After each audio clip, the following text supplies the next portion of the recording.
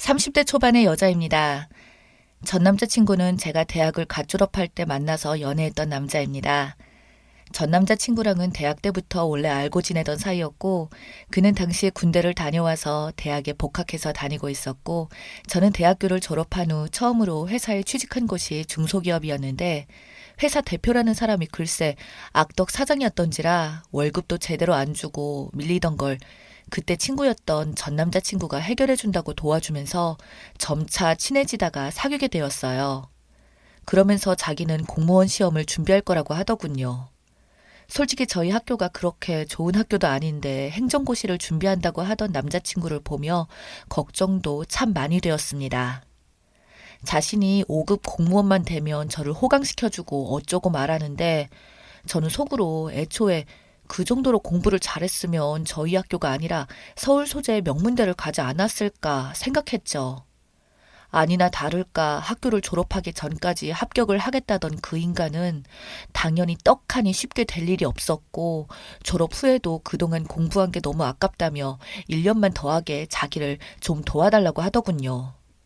처음 1년은 설득에 넘어갔고 그 다음 1년은 제 앞에서 무릎 꿇고 빌어서 넘어갔습니다. 집에 돈이 아예 없거나 이런 건 아니라서 제가 월급 받은 것 대부분을 남자친구의 교재비 등에 보태줬고 거의 매일같이 남자친구 집을 드나들며 밥 해주고 청소도 제가 대신 하고는 했습니다. 그러던 남자친구가 한다는 소리가 1년만 더 한다고 또 고집 부리길래 저는 더 이상 못한다고 했더니 이번에는 행정고시가 아니라 7급을 보겠다고 하더군요. 4년을 넘게 공부했는데 7급 공무원 하나 못하겠냐고. 진짜 이번 딱 한 번만 믿어달라고 하길래 저 역시 그래 4년이나 했는데 5급은 아니어도 7급은 붙겠지 했어요.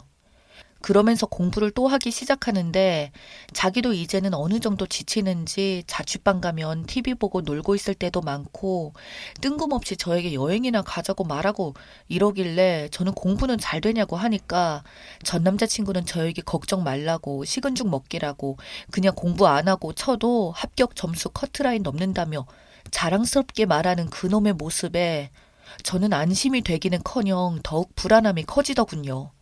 그래서 저는 말했습니다.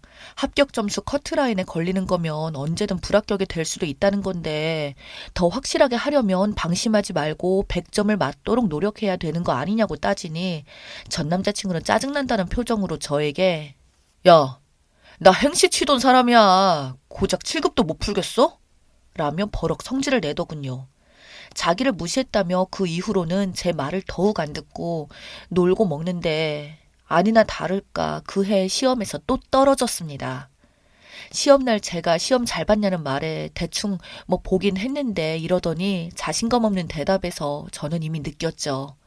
그리고는 전 남자친구는 저를 보며 또 이번에는 더도 말고 진짜 9급 시험을 보겠다. 그리고 바로 7급을 볼 거라고 한 번만 믿어달라고 하더군요. 그래서 저는 이악 물고 조근조근 말했습니다. 이제 네 나이 벌써 27이야. 도대체 뭐 하는 짓이야? 라고 했더니 자기 학원에서는 30 넘어서도 이거 하는 사람들 아직 있다면서 저한테 자기보다 못한 재수생들을 비교하더군요. 그날 정말 전 남자친구와의 대화는 공무원 시험 접어라. 아니다. 이제 한 번만 더 하면 붙을 수 있다로 하루 종일 다투다가 끝내 남자친구의 똥꼬집에 너무 짜증이 났지만 어쩔 수 없이 만약에 그럼 그거 떨어지면 진짜 앞으로 2번 다시 공무원 얘기는 하지 않기로 했고 그렇게 시간이 흘러 한 해를 또 지나가는데 역시나 또 떨어지더라고요. 그때부터 전 남자친구가 이건 인간이 아니라 그저 허언증 덩어리로 보이기 시작했죠. 솔직히 5급 친다고 1년 공부한 것도 아니고 지금 횟수로만 쳐도 6년 차인데 그 6년 동안 공부한 걸로 9급을 떨어진다면 평생 해도 5급은 죽었다 깨어나도 안 될 놈이었죠. 남자친구가 이제는 모의고사가 몇 점이라는 말도 이제는 안 믿었고 제가 그래서 닥치는 대로 그냥 앞으로 일이나 하라며 소리 지르고 말하니 전 남자친구는 제 눈치를 보며 고작 한다는 일이 28살의 편의점 아르바이트였어요.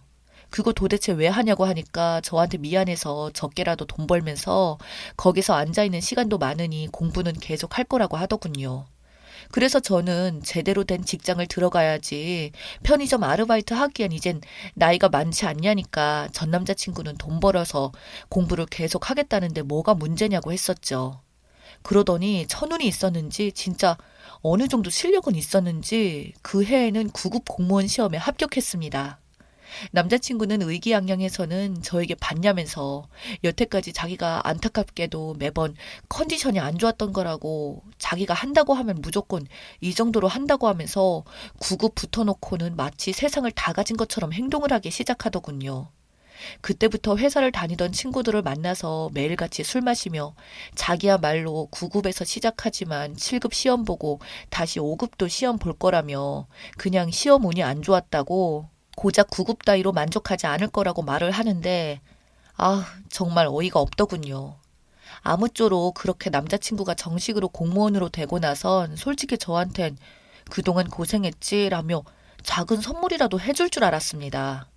그러나 진짜 저한테 10원짜리 하나 주는 것도 아까워하며 자기 월급이 진짜 쥐꼬리만 하다며 무슨 공무원들은 노비도 아니고 뭐라고 하면서 자기는 나보다 더 잘 버니까 이런 말을 하는데 저도 그 부분은 잘 압니다. 9급 공무원 초봉이 진짜 낮다는 것을요. 그래도 여태까지 6년을 넘게 뒷바라지 해주면서 도와준 나한테 큰 건 아니더라도 작은 선물이라도 해줘야 하는 거 아닌가요? 진짜 솔직히 그때는 너무 화가 나더군요. 그때부터 전 남자친구와 별로 사이가 한동안 좋지 못했는데 그 와중에 이 전 남자친구가 글쎄 저 몰래 또 다른 여자가 생겼다는 걸 알게 된 건 몇 달 안 지나서였습니다. 그것도 그 전 남자친구한테가 아니라 그 바람피는 여자한테서 먼저 연락이 왔어요. 저한테 왜 자기 남자친구한테 계속 들러붙냐고 말하던 그 여자. 저는 그게 무슨 소리냐고 했더니 제가 전 남자친구랑 예전에 진즉에 헤어졌었는데 전 남자친구가 공무원에 합격하고 나자 다시 들러붙은 아주 거머리 같은 여자로 말을 해놨더라고요. 저는 정말 어이가 없어서 너는 그걸 어떻게 하냐고 하니까 마음 착한 자기 남자친구가 들러붙는 당신 때문에 힘들어 하길래 자기가 번호를 보고 이렇게 연락을 한 거라네요. 그래서 저는 그 여자에게 소리 지르듯이 말했습니다. 이보세요. 그 인간 뒷바라지 내가 다 했고 우리가 지금 헤어진 것도 아니에요. 그놈이 지금 바람 피우면서 당신한테 거짓말하는 거라니까요. 제 말을 듣더니 그게 설령 사실이라고 해도 진즉에 마음 떠난 남자한테 매달리는 게 문제 있는 거 아니냐고 쪽팔린 줄 알라면서 오히려 면박을 주더군요. 그리고 그날 저녁 전 남자친구는 저에게 솔직히 너랑 만나는 게 이제는 쪽팔린다며 자기는 공무원이니 같은 공무원이나 교사는 만나야 된다고 말을 하더군요. 월급 적다고 징징거리면서 돈 한 푼 안 쓰는 쫌생이가 그딴 소리를 하냐고 하니까 자기는 대신 연금이 있다고 당당하게 말하는데 정말 이런 놈한테 지금까지 내 인생을 전부 다 바치듯이 살았었다니 생각이 들기 시작하자 저는 너무나도 억울했습니다. 솔직히 이런 낌새는 옛날부터 보였지만 제 20대 청춘을 다 바쳤던 겁니다. 그놈의 세월의 정 때문에 못 헤어졌던 것 같아요. 결국 그 자식 얼굴에 저의 손바닥 자국을 내주고는 그날로 헤어졌습니다. 그 뒤로 전 남자친구 카톡 프로필에는 새 여자친구랑 놀러 다니며 찍은 여행 사진으로 매번 바뀌더군요. 그렇게 저는 한동안 정신적으로도 너무 힘들고 마음적으로 힘들었지만 그동안 버는 족족 그 자식한테 들어갔던 돈들이 아껴지기 시작하니 돈도 이제는 제 자신에게 투자를 할 수 있게 되더군요. 저는 그래서 운동도 하고 사교 모임도 하고 그동안 한 남자의 종처럼 살다가 이제는 저를 위해서 가꾸니 좋은 사람들도 많이 만나게 되었습니다. 정말 찌질하고 쫌생이 같은 전 남자친구와 비교조차 할 수 없는 좋은 사람들을 말이죠. 그렇지만 한 번의 이별이 저에게는 너무나도 큰 상처가 되었는지 저에게 다가오는 남자들과 쉽사리 사귀기는 어렵게 되더군요. 또 저 사람도 나의 겉모습만 보고 다가오는 거면 어떡할까. 내가 이런 남자랑 어울리는 걸까 자격지심도 왔고 상처를 받기 싫어서 정작 중요한 순간에는 숨어버렸습니다. 그런 저를 구해준 게 바로 지금의 남자친구입니다. 지금의 남자친구는 프로그램 개발 일을 하며 사업을 하고 있다고 하는데 정말 끈질기게 저한테 다가왔고 반년 동안 연인 아닌 연인 사이로 지내다가 끈질긴 구애 끝에 사귀게 되었습니다.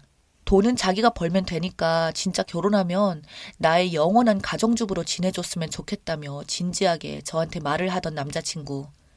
저보다 4살이 많았던 그는 책임감도 강하고 자기 일에 대한 자부심이 대단했어요. 그렇게 사귄 지 1년 만에 자기 부모님께 인사를 드리게 하고 항상 저희 위주로 생각하고 그러더군요. 결국 결혼하기로 양가 집안에서 결정도 났고 상견례도 하게 되었습니다.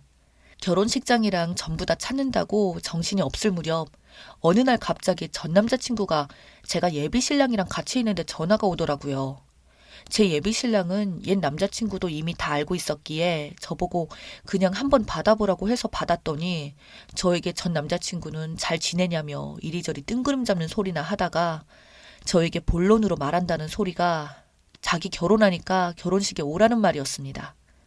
그래서 저는 장난하냐니까 장난이 아니라 그래도 이렇게 공무원 됐는데 도와준 게 저고 그렇게 생각해서 초대할 정도의 사람 아니냐고 우리 같이 한 시간이 얼만데 이런 소리를 하고 있더군요.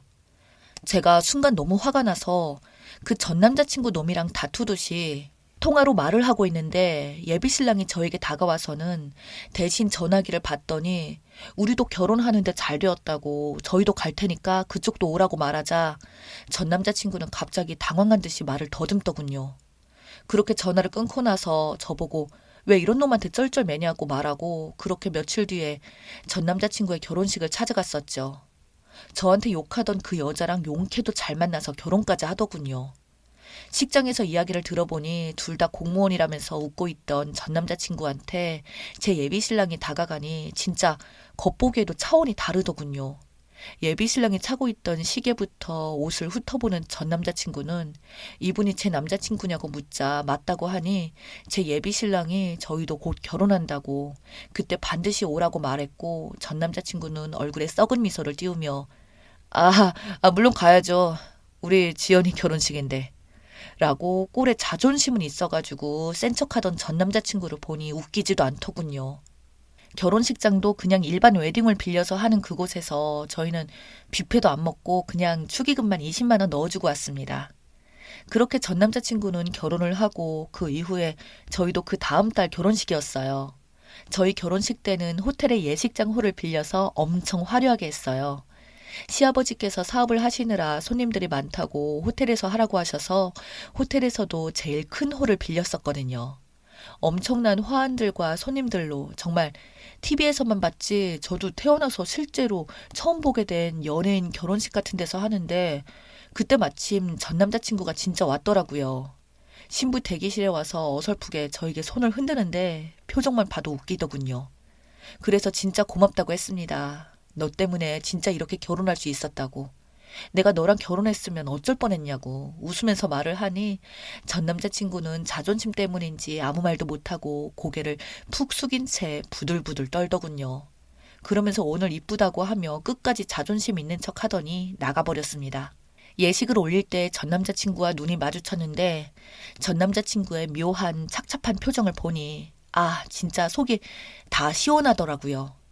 그놈 얼굴 보고 덕분에 결혼식에서 긴장되는 것들도 언제 그랬냐는 듯 말끔히 사라졌습니다. 그 이후로 저는 남편이랑 현재 알콩달콩하게 잘 살고 있어요.